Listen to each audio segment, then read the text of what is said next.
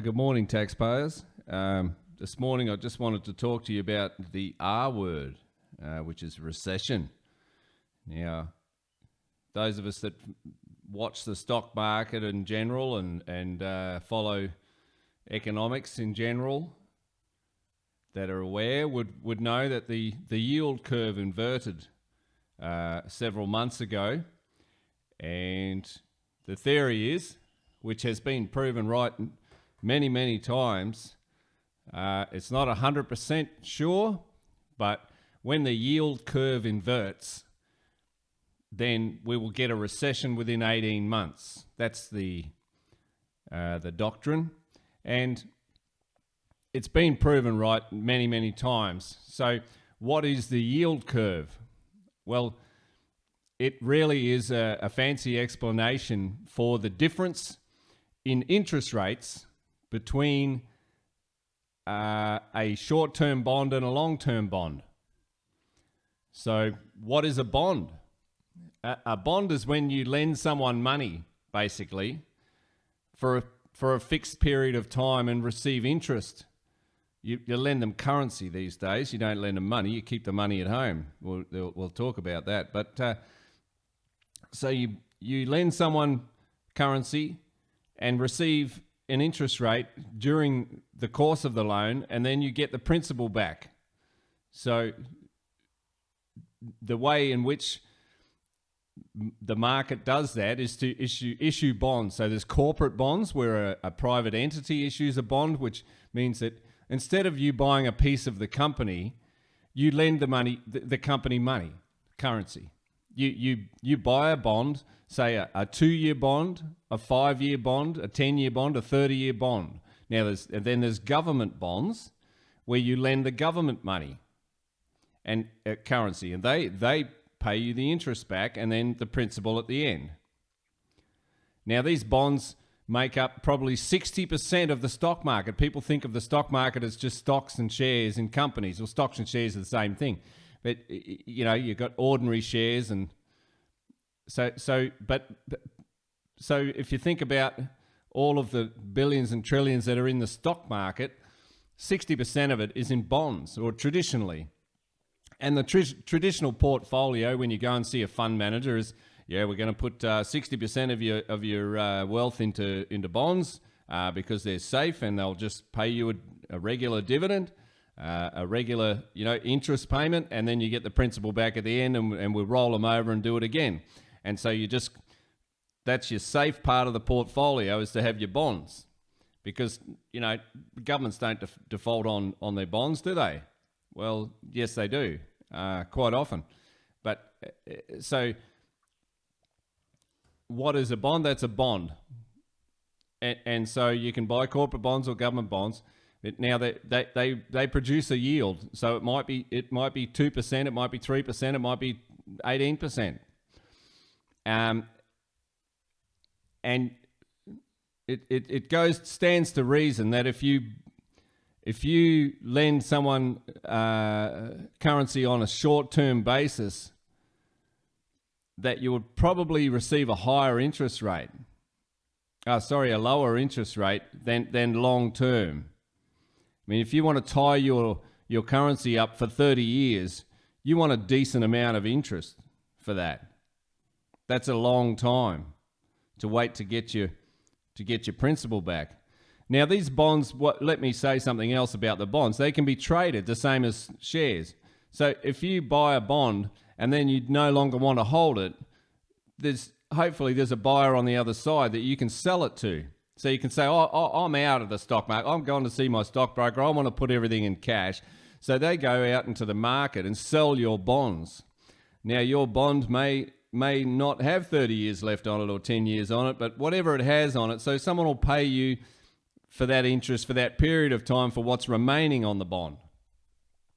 Now, you can buy a bond today and receive 1% interest, and then if interest rates rise, say go to 2% on the new issuance of those bonds, then the bonds that you bought aren't worth as much, because you can now buy new bonds say a 5-year bond or a treasury note or whatever you want to call it, a corporate bond. You buy a 5-year bond at 1%, and then tomorrow they issue a bond at 2%. Well, then your bond at 1% is only worth half what the 2% one is. You know, people will still buy them, but they're not going to pay as much as the one that pays 2%. They're actually going to pay half as much. So your bond, what you can get for your bond if you trade it, is half of what you thought you could get. So if you bought it at a certain interest rate and then it goes up, then the new bond buyer buys the new bond, it gets the better interest rate. So your bond is not worth so much. And as interest rates rise, all the bonds in the system right now are becoming, less attractive to an investor. So when interest rates rise, the price you can get for a bond falls. So it's a inverse relationship. Now, back to the yield curve. So to tie your money up for a long time, to lend it out for a long time, you want a lot more interest. Same as the bank lends out $400,000, gets a lot more interest if it lets the loan run for 30 years than if someone pays it off in 10 years. So you deserve to get a higher interest rate for tying your dough up for a long time. So you buy a 30-year bond.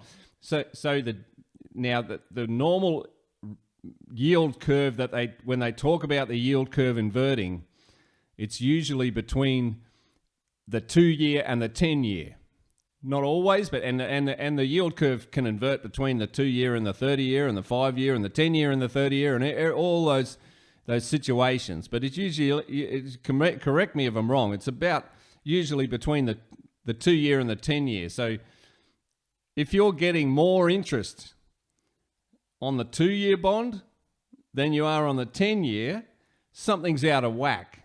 Something's gone wrong. So that's when they call it inverted. So instead of the line going from left to right, going from small to bigger, on the left-hand side of the chart, it's bigger. On the 2-year, it's bigger, it's higher than on the 10-year. So that's the yield curve inversion. Now that happened before the 2008 crisis. It happened before the 2000 dot-com bubble. It's happened again. And let me just hear what do they call him? The Prime Minister. One of these buffoons down in Canberra.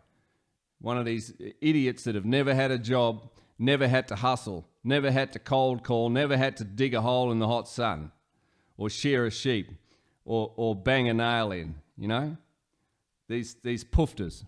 So I don't know if I know where I got this from. Oh, this is off Crikey. This is one of these not so good media outlets that's a fairly left-wing load of rubbish. But let's quote Elbow.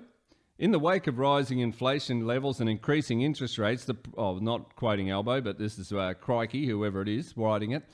In the wake of rising inflation levels and increasing interest rates, the Prime Minister said the country would still be able to avoid downturns. Now, we heard this from, we got the world's best treasurer, Wayne Swan, and all that, these people that saved us from the 2008 crisis, and really they kicked the can down the road. Here we go.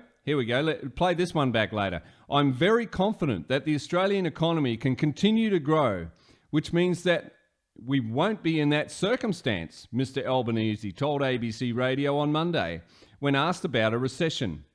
Part of that is about confidence in the economy. One of the things that's driving higher inflation, of course, is higher demand as well. Now, this idiot absolutely knows nothing about economics and shouldn't even be speaking about the economy because he's talking about higher demand. The higher demand is not really higher demand, it's just lower supply. And the lower supply is caused by all the shutdowns that I stood up and said on the day that they announced the first lot of shutdowns, that this will kill more people, it will starve more people, it will cause more poverty and mayhem than any virus could have ever hoped to achieve. Let me continue.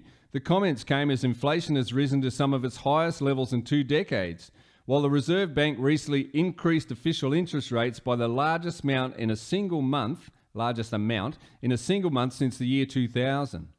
Now, we're talking about a largest amount in a single month since the year 2000. The official interest rate in Australia, the overnight cash rate, is 0.85%. Now, the official government figures say that inflation's running at 7% or 6.1 last time I looked, but they're predicting by 7% by the end of the year, which is wrong anyway. Now, that figure, we all know that second-hand cars haven't gone up by 7%, and shoes haven't gone up by 7%, and food hasn't gone up by 7%. It's gone up by more. We all know that. We shop. Those of us that still go to the supermarket know that that's wrong. So it's more like 12 or 13%, maybe more in some things. So let's be fair and call it 10%. Now, the only way that you can get in front of inflation, that you can kill the inflation, that the genie that got out of the bottle, is to have official interest rates. It makes me sick to speak about it, because there's no way that some buffoon in an office somewhere should be dictating interest rates, and they do it by buying government bonds. That's how they keep the interest rates so low.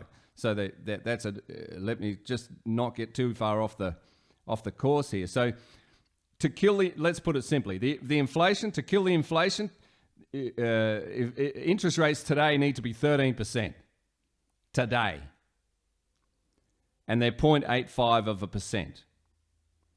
So what's going to happen? Well, let me read the rest of the article. Despite the economic circumstances Labor has come into since winning government last month, Mr. Albanese said he was still hopeful for what was ahead. It's all about the future these days, because today must be shit, because everyone's looking into the future. Coming soon, coming soon, coming soon. In the future, everything will be fine. Sorry about this balls up that we've got now. That was the other bloke's fault. I'll continue to read. I'm optimistic about the future. We are positioned as well in a number of ways with incredible opportunity, not the least of which is we're the fastest growing region of the world in human history. We have an opportunity to be a renewable energy superpower. What the hell's that got to do with inflation, mate? I'll tell you what inflation is. Inflation is the increase in the currency supply caused by a reserve bank, which we didn't need one up until 1959. They passed the Reserve Bank Act and created this monster that's caused so many booms and busts that we never used to go through. We used to have a recession every 7 years when things got a bit overheated, when we're on a gold standard, say back in the 1800s, and the government did not intervene. No one intervened in anything. They let the prices fall and then let commerce commence. Here I continue. Off the back of the Fair Work Commission determining a 5.2% increase in the minimum wage, the Prime Minister said there was no evidence of a wage price spiral developing. Now, a wage price spiral is a Keynesian construct that somehow if you arbitrarily put wages up. Now, this 5.2%, the government's not paying that. They're just arbitrarily telling businesses that the people at the bottom, on the lowest wage, get a 5.2% increase. Well, that's lovely. Thanks, guys. Who's paying it? The employers. So I spoke to a man that owned a motorbike shop the other day, and he told me that he was looking for 2 guys, right? Up until that announcement. Now he's working for 1. Okay? Instant unemployment. There is no way that the government should interfere in the labour market whatsoever, or any other market. So I continue. If you're one of the poorest paid workers in Australia, you shouldn't have a real wage cut. And good on the Fair Work Commission for doing so, Mr. Albanese said. What's the maximum wage? What about the medium wage? Can we interfere with that too? You know, what a load of rubbish. So just another announcement that we're going to cause more unemployment. I'll continue. We have some major challenges ahead of us, but that's because we had a government stuck in neutral with 22 energy policies, none of them delivered, with no economic plan going forward. Well, he got that probably right. And there shouldn't be anything as an energy policy either. The free market will deliver cheap, reliable energy to everybody, clean, cheap, reliable energy to everybody, and it's none of the government's business. So let's go back to the yield curve inversion. This guy will be proved dead wrong by Christmas. We are entering a depression, not a recession. A recession's only 2 quarters of negative growth. Now, they measure the growth by GDP, gross domestic product. Now, GDP is basically the measure of inflation. And inflation continues. It has been since the 1970s, since August the 15th, 1971, when President Nixon defaulted on the world and America went broke and defaulted on its obligations to pay gold for US dollars.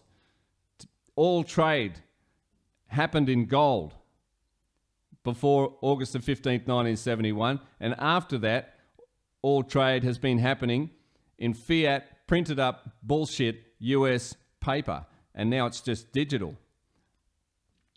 So this idiot, Albanese, has no idea that he's just inherited a depression. So that yield curve inversion, that will ring true. So we'll have 2 quarters of negative growth, but you know, we're not growing. Inflation is not growth. It works for the wealth effect at the start. So since the 70s, everyone's been able to flip houses and hold their own against inflation. But the inflation eventually gets so out of control, like it's on the way now, that everyone gets poor. The currency is devalued to the point where there's just a handful at the top that get the currency first. And let me just go to one more article here. Oh, we've got the governor of the Reserve Bank. Let's see if it opens up for me. Let's see what he had to say just a week ago, I suppose. The slump in consumer confidence in recent months is likely to take its toll on spending and economic growth later in the year, Westpac Chief Economist Bill Evans warns. The latest Westpac Melbourne Institute leading index, which indicates the likely pace of economic activity 3 to 9 months into the future, fell by 0.58% in May from 1.09% in April. While a result above zero indicates that economic growth is expected to hold above its long-term trend, seen about 2.8% annually, which is actually the rubbish fake rate of inflation, Mr. Evans said there is an important theme emerging around the outlook. He said there had been a significant shock to consumer confidence and a major contributor to the slowdown in May. The slump in consumer sentiment, under the weight of rising interest rates and falling house prices, is likely to take its toll on spending later in the year and into 2023, Mr. Evans said. So I'm sorry, that must have the Reserve Bank governor in here somewhere, but we're talking about this from this guy, Mr. Evans from the Westpac. Now, let me repeat that, is likely to take its toll on spending later in the year and into 2023. See that spending? These guys think that spending drives the economy. Spending does not drive an economy. You cannot spend anything until you've produced something. Economies run on production. You mix your labor with the land and you add value. You make more of something. Why do you invest? Why do you buy a bond? You started off with $5,000 and at the end of it, you ended up with $5,500. That's just because you invested it with someone that was digging a hole somewhere or making a toy car or making a pair of shoes and getting the leather and the rubber and everything and putting it together and making a product that was worth more than what those products were laying around in a paddock. Okay? So the economy runs on production. And so all this rubbish about we need to make people spend more is only a result of a debt-based currency system rather than sound money. If you have sound money, if your currency is backed by gold and silver or just a promissory note, a warehouse receipt for real money, you cannot drive an economy with spending. And I was an economic illiterate, and I understood that 30 years ago when they started talking about we need to, when Obama, so that's not 30 years ago, but when Obama went out and said, go out and spend money in the shopping centre and that'll drive the economy. That's not what drives the economy. The spending is a result in a natural environment. The spending is a result of production. It's having some fat, having some extra. That's what they call it, capitalism. You produce and you save capital. In fact, and don't confuse what we've got at the moment with capitalism. We're a long way from capitalism, ladies and gentlemen. We're miles away from capitalism. Capitalism is the free exchange of goods and services. Capitalism is able to produce and save and then reinvest the savings into someone else that can produce, or yourself that can produce more. Capitalism is savings. So we have an economy of spendings. We think that we have to lend businesses money to get them going so that people can spend. We've been running the economy on a credit card and a shopping centre. And the government has been going into debt to the Reserve Bank on your behalf. You're the taxpayer. You're the guy that's on the hook for the interest payments, and they've been putting you into the red without your consent, thinking that you're going to keep on trudging along and paying it. None of them have any idea, really, what they're doing. They think that spending drives the economy. So we're in for a depression. And what does the depression do? The depression's beautiful. It's the free market is going to come up and kick these guys in the arse. Because there's going to be a point soon when the Reserve Bank, well, it's in the situation now. This criminal cabal has painted itself into a corner. The inflation genie's out of the bottle. It's been out for years, actually. We all loved it when it was going into houses. But so the depression is the free market correcting the irrational exuberance. The free market needs to bring prices down. The free market makes that, if you heard that a pair of shoes that was $250 today is now $50, you'd be happy. So if you just leave the market alone, it will fall naturally and things will get cheaper. So your savings are worth more so that you can then go and produce. If things got a bit overheated, the depression or the recession pulls things back down to the level again. Now, we are in the biggest, massivest bubble that the world's ever seen, blown up by the central banks. Did you know that there was 2 central banks before the third one we've got now, the Federal Reserve in the United States, which is up until recently, before Putin decided to back the ruble with gas and oil and gold, which is how it should be. Before then, up since 1972, the whole world has been running on US dollars. And so, but the depression and the recession, the prices falling, is a good thing. It's the cure. You've got to go through a hangover. We've been on this great big massive bubble that they've printed. That it's blown up. It's already burst. So we didn't know we were in the 08 crisis in 07, but we were. We'd peaked, and there was many calling it out in 2004, 5, 6. Peter Schiff, for one. Go and find Peter Schiff and the Peter Schiff podcast on YouTube.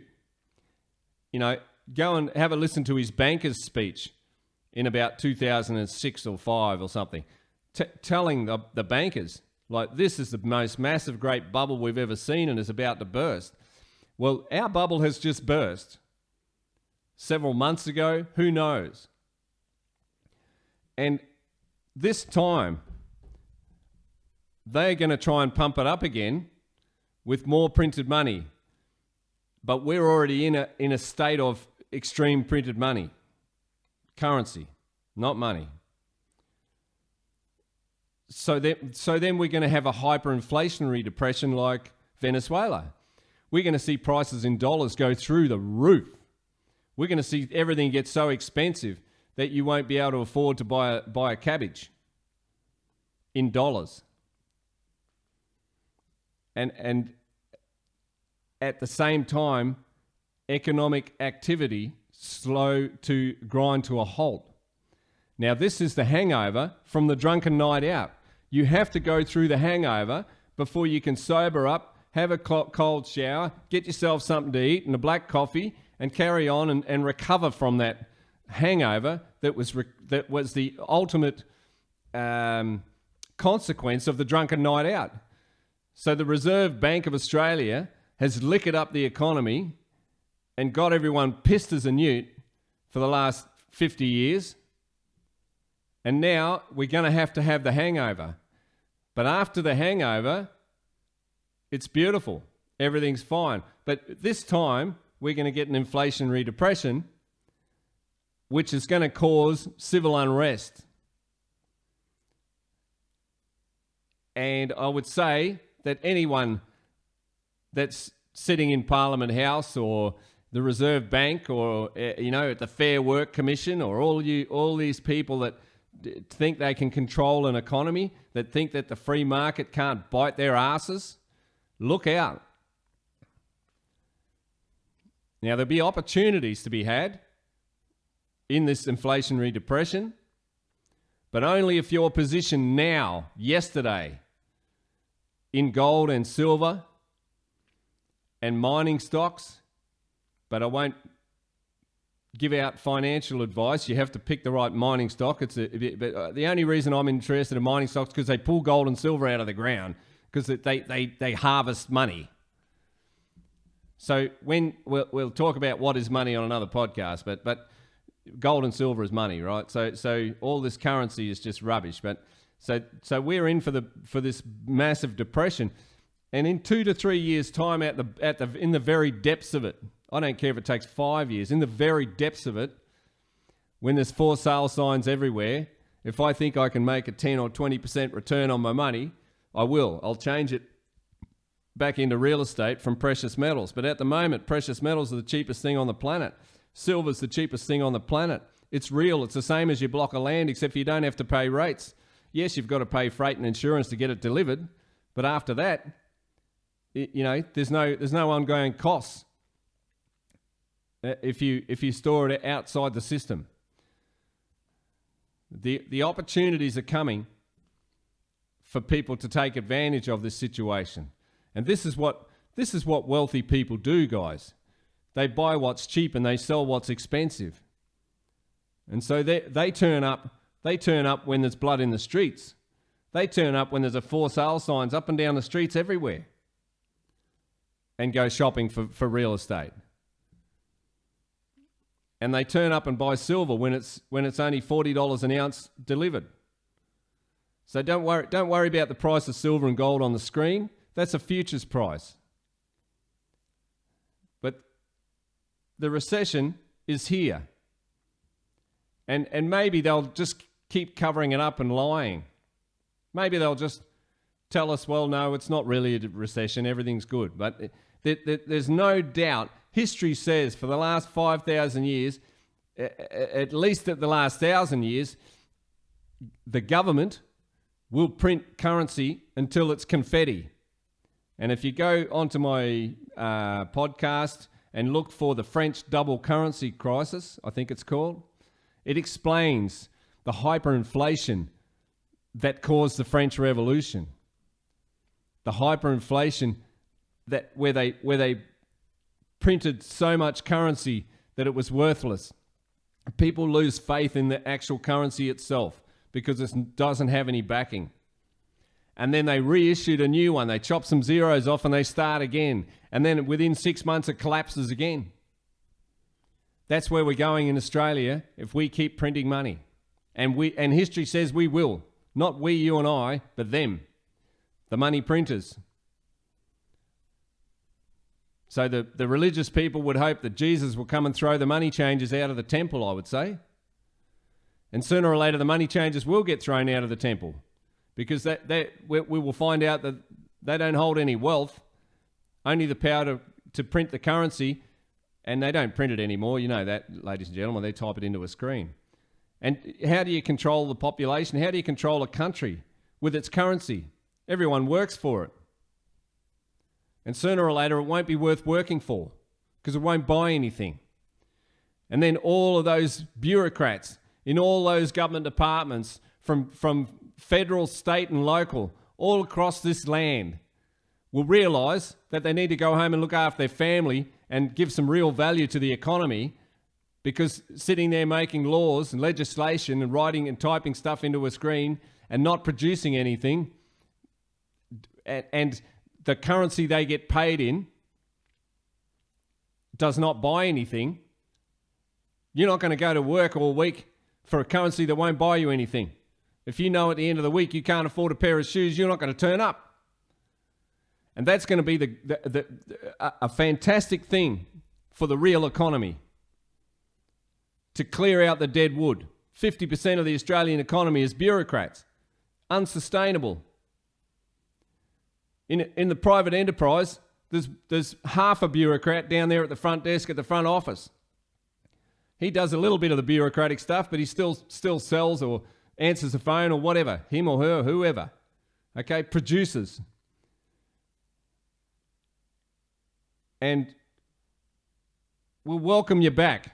All you people in the government, all you councillors that realise that the currency won't buy you anything when you need to go back to work, to real work, to productive work. You know, I'm sure there's a place for you over here on the other side that you've decimated. You can help us rebuild the other side, because it is decimated. Every day in the private sector, people wake up and go to work for a currency that was created by the central bank and the treasury out of debt. And sooner or later, they will realise they don't want to work for that. And then they get it taken off them. They fill up their tank and it gets taken off them. A big chunk of it. They go and buy some groceries. Tax, tax, tax. It gets taxed on the way in. Why bother? Why bother charging people 30% income tax when you created the currency in the first place and issued it in the first place? Why is there all this focus on a minimum wage? You know what? The more you raise the minimum wage, the more young kids don't get a start. You can't employ some kid to sweep the floor anymore for $10 an hour because that's all they're worth, and they're still at home with mum and dad. Well, they used to be home with mum and dad. Now they're only home with mum. Dad's out there running around in the countryside having sex with 5 different women, apparently. But the young kid doesn't get a start. And if you think you can manipulate any market without dire consequences, you're wrong. You know what used to happen? That kid would go and sweep the floor for $10 an hour, and then he'd say, "What else do I do now, sir? I'm finished that." And you'd go, "Well, he's done a good job. Go and do this." And they go and do that. And they say, "I've done that, sir. What else?" And then within a few weeks, they're on $15 an hour. Or they've been given another job somewhere else. They got a new kid sweeping the floor for $10 an hour because this guy's worth a lot more. So we'll go and put him in accounts. So we'll go and do something else with him because he keeps working harder. We'll give him a truck license, whatever it is. And then a new bloke comes in that's just living home with mum and dad, and he gets $10 an hour. And this guy climbs the ladder and ends up running the company. That's how it works. Not everyone can run the company. Not everyone's destined to run the company. Some people are going to stay on the $10 an hour, and then their family's going to look after them a bit because they're a bit dumb or whatever it is. That's the free market. But if you get the opportunity to start sweeping the floor at $10 an hour in the hope that one day you run the company, that's the start you need on the ladder. If you take that out and pay them welfare off the taxpayer of the other people that worked in the company and let them sit at home and play Xbox and tell them they're there, it's all right, and don't give them the opportunity and don't give them the incentive to start sweeping the floor. You know what? I could go to work and get the sack today. I better hurry up. It's a public holiday, but I'm off to work as usual. I could get the sack today and I'll just walk straight down the road to someone else and say, well, I'll work for you for nothing for a month. How's that? They'll find something for you to do. In a free market, they would. These days, they go, I'm sorry, we can't employ you for nothing. You're going to have all these bits of paper. You're going to have to go and do a training course and get told what to do by some 25-year-old shield that's got some HR degree that's never, cleaned out a pigsty. Someone that just never done the job is going to give you a certificate to allow you to even start. We're going to raise the price of finding a job to about $4,000 or $5,000. So I'm sorry, mate, you can't even work for me for nothing. And I'll tell you what's wrong with that is all your compliance. All the businesses all across this country that comply with this shit. One day, you're going to wake up and say, no, that's enough. Why do we have to do what you say? You're sitting in an office in Canberra. What the hell would you know about my business? Huh? That's coming, ladies and gentlemen. That's coming down the track, and it'll be a great thing. But not before all these shutdowns starve millions of people from lack of supply and lack of production. If you had a business before these shutdowns and you did what you were told, like the rest of the world, and you lost your leading hand and now you can't get computer chips and you can't get parts. I mean, you destroy a business and then ask it to start up again 3 months later. It's gone. It took you 20 years to get to that point, and it gets a critical mass. It's like a nuclear reactor. You started off with you have to get a neutron to hit the atom to start off with. And then the fission can happen. Then the atom can split, throw out more neutrons and cause a chain reaction, and it gets to a critical mass where it's got enough heat coming out of it where it's useful to somebody. Now, if you go in and stop that reaction, it takes a fair while to get that reaction started again. And you've destroyed a lot of reactions. So all those businesses across the world that you destroyed and thought you could flick a switch and turn them back on, it doesn't work that way. It took a hell of a lot of years and years of trying to get to that team that you've got there, that machinery you've got there, that production line, that whatever you're doing. It took a long time to build that up and get that finely tuned so it could serve its customers well. And then you all complied and shut your businesses down, did what you were told. Well, hopefully next time you won't, because you can see the destruction that it caused. I can't believe how many people couldn't see that. So anyway, thanks for listening, guys. Hope you have a great day, and we'll see you on the next one.